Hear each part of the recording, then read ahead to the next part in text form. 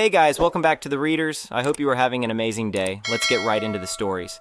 The first one is Pro-Revenge Story. A few background details before I get into the story. I am a child born out of wedlock, but I'm not the only one. I have a fraternal twin brother. Let's call him Max. When my mother and father, who were both 28 at the time, found out they were having twins, my father left my mother in the hospital the day after we were born. Growing up, he was never in our lives, and my mother didn't harbor any ill feelings toward him.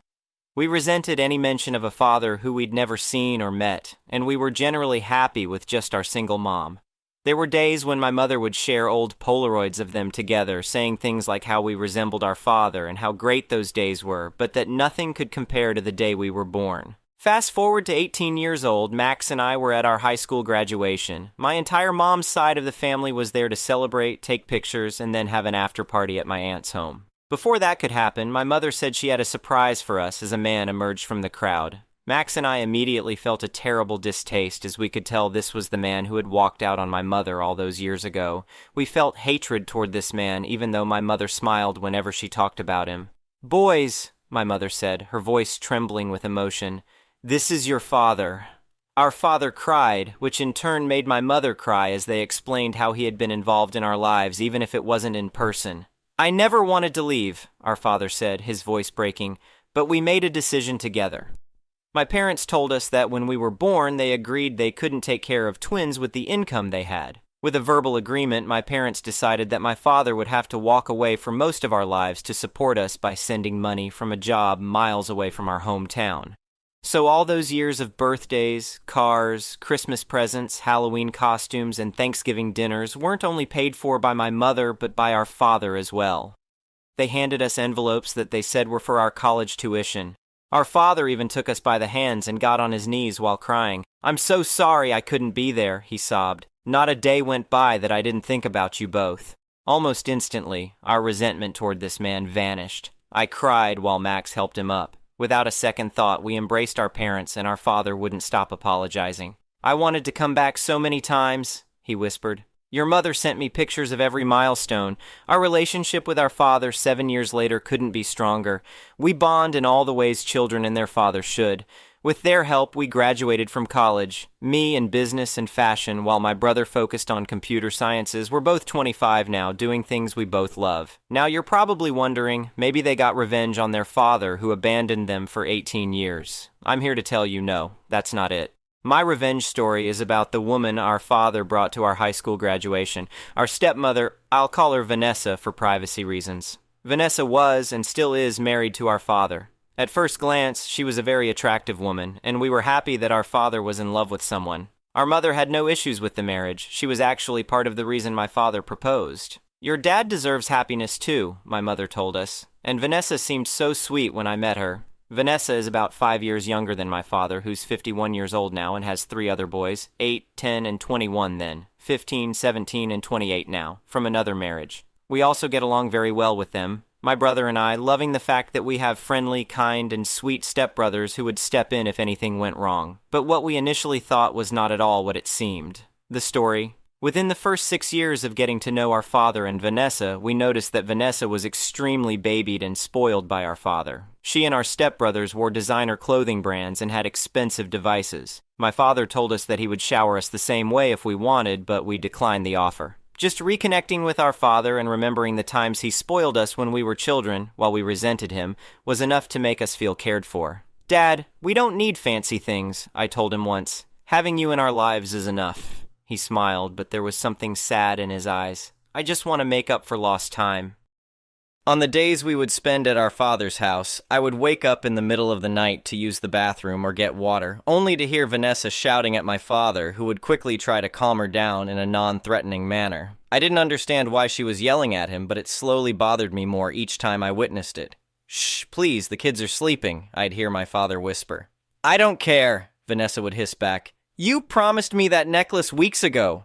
It wasn't until I realized my father would often visit us with scratch marks, cuts, and bruises on his face and sometimes his arms that I became truly concerned. It was always unsettling to my brother and me when our father would joke that a cat had gotten into their trash or offer some other obviously false excuse. We figured we couldn't do anything until our father stopped hiding the truth. Our stepbrother, the eldest, who we'll call Ryan, came with us to go drinking and dancing on our 23rd birthday. My brothers got wasted. I had a bad experience with an ex-boyfriend and drinking, so I stayed away from alcohol. Therefore, I was the designated driver that day. With the help of a few less drunk friends, I managed to get my brothers into the car, Ryan in the front and Max in the back, his face pressed against the leather seat while mumbling something silly. "You're the best, you know that?" Ryan slurred, pointing at me as we drove. "Best stepsister ever."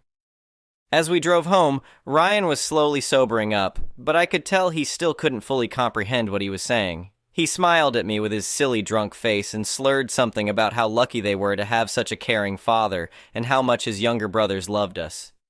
That made me happy until he blurted out something that made me uneasy. What came out of his mouth made me seethe with rage. "Our mom always talks bad about him and your mother to us. Mom hits him too," he said with a laugh before leaning against the door, saying he was tired and falling asleep. "What did you just say?" I asked, but he was already out. How dare she, I thought, as I arrived at my mother's house and helped my brothers stumble inside. I told my brother and my mother what Ryan had said when he was drunk.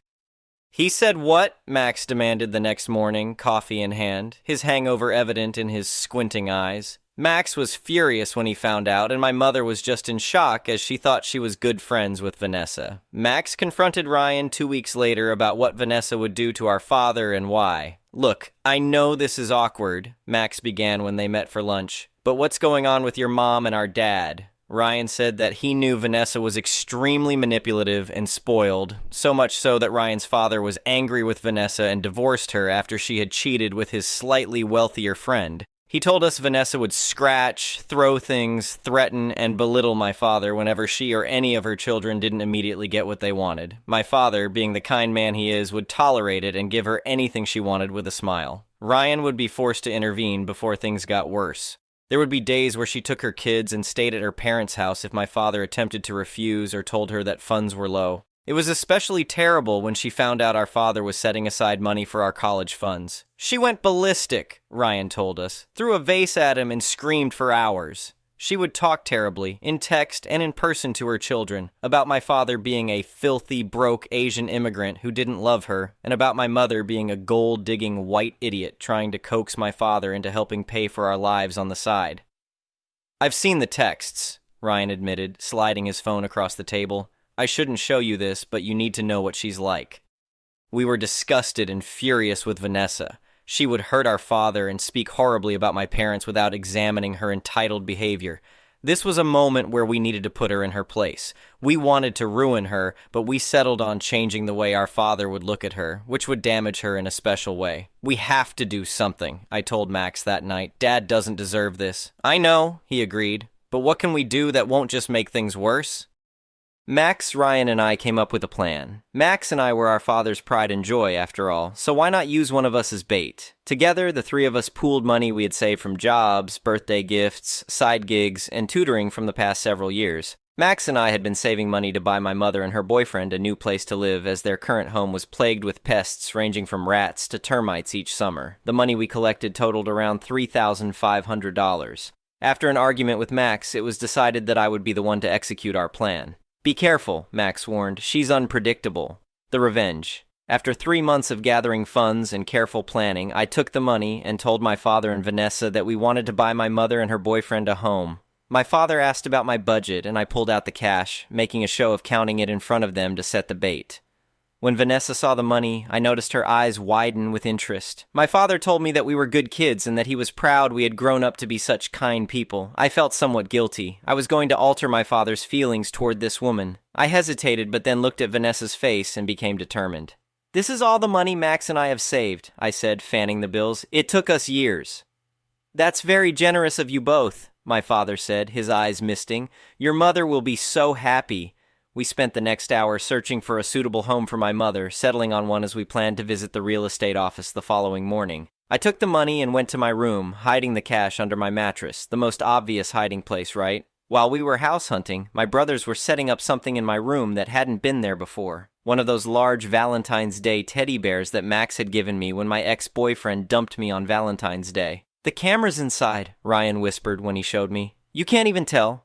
Max, Ryan, and I left the house, heading to my mother's place under the pretense of telling her about the surprise. 5 hours later, we returned to my father's house. He was at work, doing the night shift as a security guard. When we walked into my room, I was genuinely shocked to see all my dresser drawers pulled out, my closet ransacked, and my mattress flipped. We hadn't expected such a thorough search. The teddy bear had also been disturbed, thrown on the floor face down. We were slightly panicked as Max picked up the bear, ripped out threads from its back, and pulled something out. "She took the bait," he said grimly, holding up the tiny camera. I called my father, genuinely panicked, and told him my room had been ransacked and the money was gone. Honestly, I was actually scared because it was most of the money Max and I had saved to actually get my mother a new place. My father was alarmed, saying he'd be home as quickly as possible. "Someone broke in?" he asked, his voice tight with worry. "Are you all safe?" "We're fine, Dad, but the money's gone," I replied, my voice shaking. All of it. As soon as my father got home, I was joined in my room by Ryan, Max, and our father. Max and I expressed our disappointment and anger to our father about Vanessa. Next to my laptop was a camera that Ryan had received from his dad. It was plugged into the computer as Max asked my father to sit down and watch the video. "Dad, there's something you need to see," Max said quietly. The video played. It showed an empty room before Vanessa walked in, not at all stealthily, as she pulled out my drawers, removed my clothes, and threw them on the floor before doing the same with my closet. She even walked straight to the bear, picked it up, and then frustratingly threw it to the ground when she didn't find anything inside. The bear faced the floor for most of the recording, and there was no sound. "What the hell?" my father whispered, his face draining of color. As the video ended, Max and I could see the realization dawning on our father's face. Our father was kind, but not dense. In our 7 years of knowing this man, we had never seen him angry until that night. Dad called Vanessa, telling her to come home immediately. She arrived 4 hours later with 3 bags of designer clothing.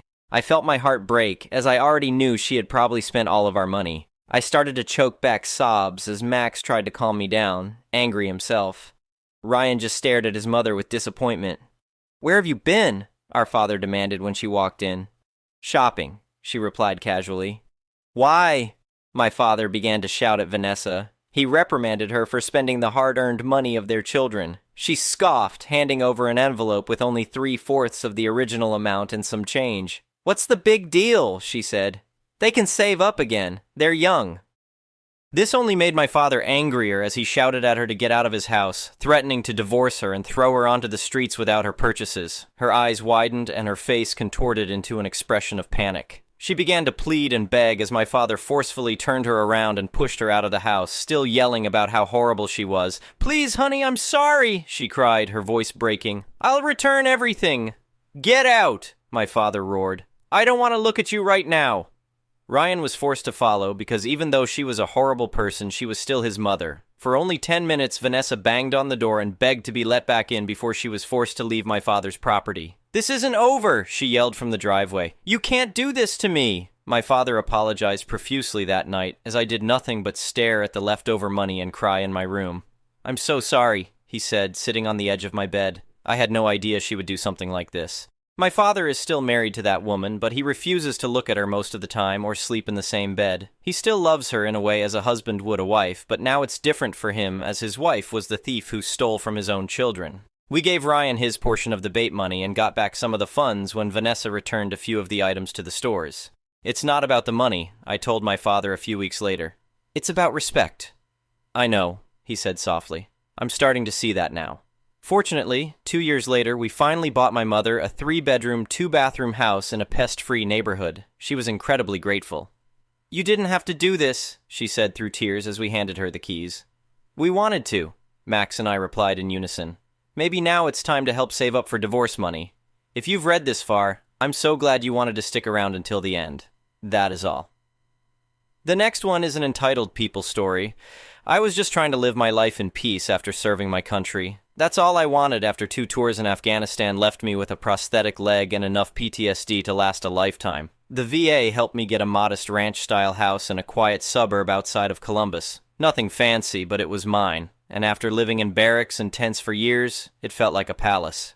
For the first 6 months, everything was fine. I kept to myself, worked on fixing up the place bit by bit as my disability allowed, and started growing vegetables in the backyard. Gardening became my therapy. It gave me something to focus on besides the memories and the phantom pain in a leg that wasn't there anymore.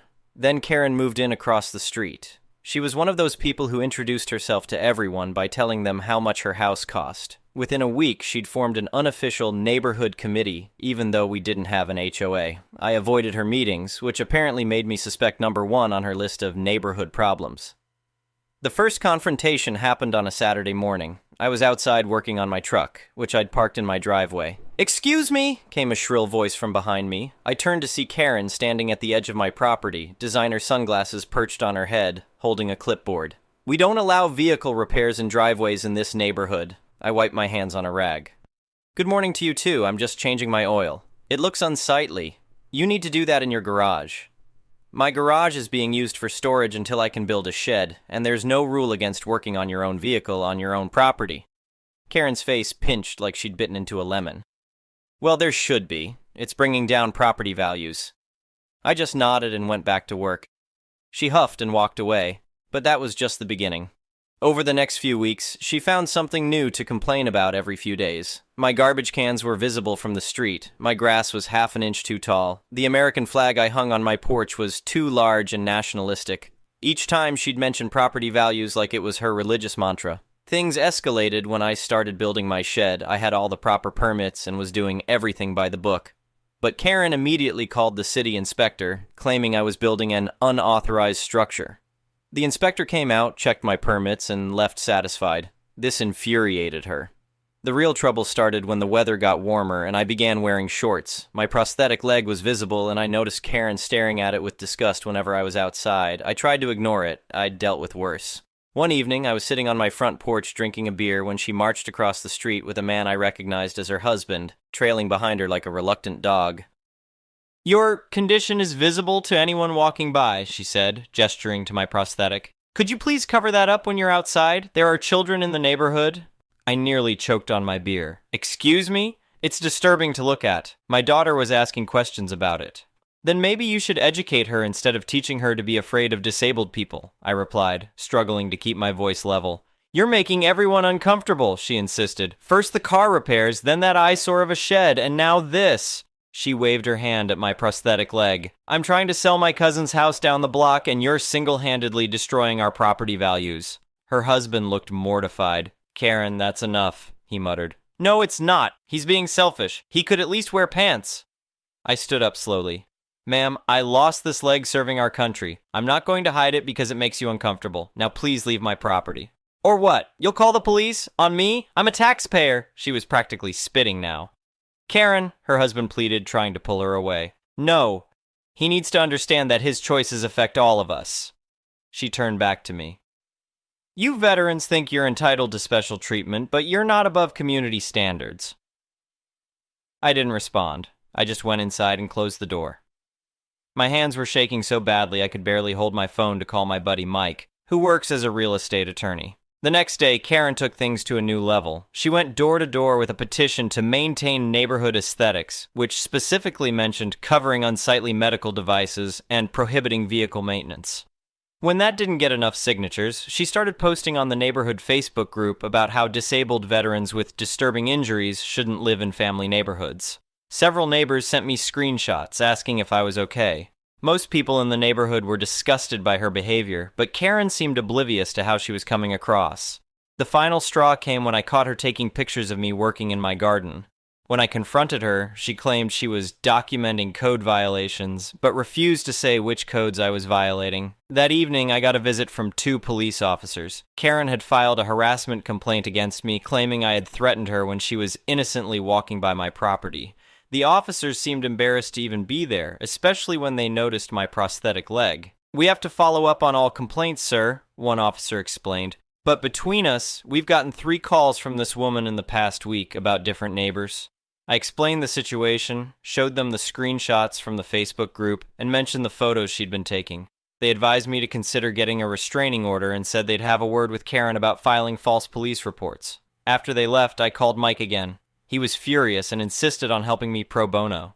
"This is textbook harassment and discrimination," he said. We're going to shut this down fast. The next day, Mike sent Karen a cease and desist letter outlining her harassment and explaining that her actions constituted discrimination against a disabled veteran, which violated federal law. He also mentioned that her property values concern was not only offensive but demonstrably false, as housing prices in the area had increased since I moved in. Karen's response was to double down. She posted the letter on the neighborhood Facebook group calling it intimidation and asking neighbors to stand with her against bullying. That's when something unexpected happened. The neighborhood stood up, not for her, but for me. People I'd barely spoken to started showing up at my door with food, offers of help with my garden, and stories about their own run-ins with Karen. One neighbor, a retired judge, offered to help with legal matters. Another, who worked for a local news station, asked if I'd be willing to share my story. I was hesitant about going public, but after Karen called my employer claiming I was unstable and dangerous, I decided enough was enough. The local news ran a story about a disabled veteran being harassed by a neighbor for lowering property values. They didn't name Karen, but everyone knew who they were talking about. The response was overwhelming. Veterans groups reached out offering support. The mayor called personally to apologize for what I was going through, and a national nonprofit that builds accessible homes for veterans contacted me about making improvements to my house at no cost. Karen went suddenly silent. No more confrontations, no more Facebook posts. I thought maybe she'd finally realized how wrong she'd been. Then I found out the real reason for her silence. Her husband had left her. Apparently her crusade against me was the last straw in what had been a struggling marriage. He moved in with his brother and filed for divorce the following week. But that wasn't the end of Karen's troubles. Remember when she mentioned trying to sell her cousin's house? Turns out she was working as a real estate agent. When her broker saw the news story, he recognized the neighborhood and connected the dots. Karen was fired for violating fair housing laws and discrediting the agency. The State Real Estate Commission opened an investigation, and she eventually surrendered her license rather than face a public hearing. Without her job and with divorce proceedings underway, Karen put her house up for sale and moved away within 2 months. I felt a mix of relief and sadness. I never wanted things to go that far, but she'd given me no choice but to defend myself. The shed I was building, I finished it with help from my new friends in the neighborhood. We had a barbecue to celebrate, and someone suggested we start a real neighborhood association. Not to police each other, but to support one another. We now have monthly cookouts, a community garden based on what I started in my backyard, and a program where we help elderly and disabled residents with home maintenance. As for Karen's house, it was bought by a family with a teenage daughter who uses a wheelchair. When they moved in, they asked me for advice on making their home more accessible. I was happy to help and introduce them to the nonprofit that had helped me. Sometimes I think about Karen and wonder if she ever realized how wrong she was. Not just legally, but morally. Property values aren't just about how things look on the outside. They're about the quality of the community, the way neighbors treat each other, and the values we actually live by. My neighborhood's value has gone up in all the ways that truly matter, and I'm proud to be part of it, prosthetic leg and all. The next one is a malicious compliance story. I've been working on IT for around 26 years now. Different companies, but you see quite a bit of MC on the IT world. Back in 2005-06, I worked for a telephone company, a huge one, that had the typical Jira-like bug reporting tool for one of its most complicated and convoluted softwares. The software was so complex, so legacy, that even the development team in-house was afraid to do changes in it. Some updates in the past did backfire spectacularly more than once, so even the tiniest update to that software had to take weeks of analysis before taking place. In that dev team worked 3 of my friends from college. I worked on another one that had an easier life. One of my guys at that team was Bedu. To portrait Bedu accurately, imagine that guy that's always playing innocent pranks, that you never know if he's for real when he's talking because he's always saying the most shocking things just for the LOLs, knows a little bit of magic, uses it to prank, loves football, soccer as well. He used to be good at his job, but he's also a quite bit tired of it, procrastinating, and generally not putting too much effort on it. The fact that he's part of that software dev team doesn't help. It's not a fast-paced environment, and people gets bored by the inaction. So, since he's bored, he plays pranks, like connecting a second wireless mouse controller to the PC of a colleague to randomly move the mouse and have him call tech support because his mouse misbehaves but do absolutely nothing with the mouse when tech support comes. The guy behind the target of the prank ended up calling tech support 4 times before being told what was going on. The team once a week also books a windowless meeting room for an hour, so 3 of them can take a nap while the 4th one guards against someone finding out. Who's the guard rotates each week. The requests for update Bedu gets are almost always something in this style. This report indicates that X value is 25 when it should be 27, please fix. Each request typically comes from a different area, but each area sends a couple of requests, probably once a month. But Bedu knows that the algorithm doing that calculation is extremely complex. Reports are baked on a monthly basis on batch processes that can take hours. Testing this is extremely painful also, so he updates the end value on the report where it was 25 now is 27. Easy peasy, see you next month. He gets probably like 10-15 of these requests per day. Bedu updates the bug tool ticket stating on the comment field something like end value verified and corrected and moves on. New boss comes to that dev team from another team on the company. He's well known around the company as being quite dense. He instantly clashes with the team. He thinks quantity equals quality and loves to look into numbers. He comes from the database world, so he's constantly using queries to gather information. He also thinks that each ticket solved is because the underlying condition is being solved. He knows nothing about the complexity of the system. He just thinks that the team is really good at identifying causes and solving them fast. Glorified pencil pusher. He gathers the team and says that he did a query and found out that the comments being put into the bug tool are really short, like less than 50 characters long, and that is not enough to explain what has been done to solve the incident. The whole team explains that what's being put into the comment field is more than enough. He says that comments should at least have 1,000 characters. It's the minimum he'll accept. He says that having comments with less than 1,000 characters will impact his valuation of the work being done. Bedu, being the devious character he is, decides to complain, especially since he knows that boss would never open the bug tool. He loves his databases. First ticket comes in, this value is this, should be that. He updates value, writes the same comment he always does, end value verified and corrected, and then, taking advantage on the fact that the comment field has format capabilities, WYSIWYG type of editor, copies and pastes the Chronicle from the latest football match into the field, changes the color to white and the font size to 1 so it can't be seen against the background on the tool, and closes the ticket. If you're the original ticket poster, that comment field is read only, so unless someone selects and highlights the comment, they won't know that something else is there. Next ticket comes, does the same, but writes a rant about some stupid thing. Then on the next ticket, he just keeps pushing random keys in the space bar until the character counter reaches 1,000. He gets bored of doing this, so he becomes more ingenious and inventive by the ticket. Somewhere hidden in that bug tool comment system, a complete original Bedu novel separated in small chapters ends up being written that Noon knows about, outside of us few that have lunch with Bedu and the team. Boss comes a month after and says to Bedu, I've noticed that the size of your comments has gone up last month. You're averaging well over 1,000 characters per ticket. Keep it up. Bedu, plus all my other friends and myself, left the company to greener pastures a year later. I still talk daily with Bedu and people from that team. Anyway,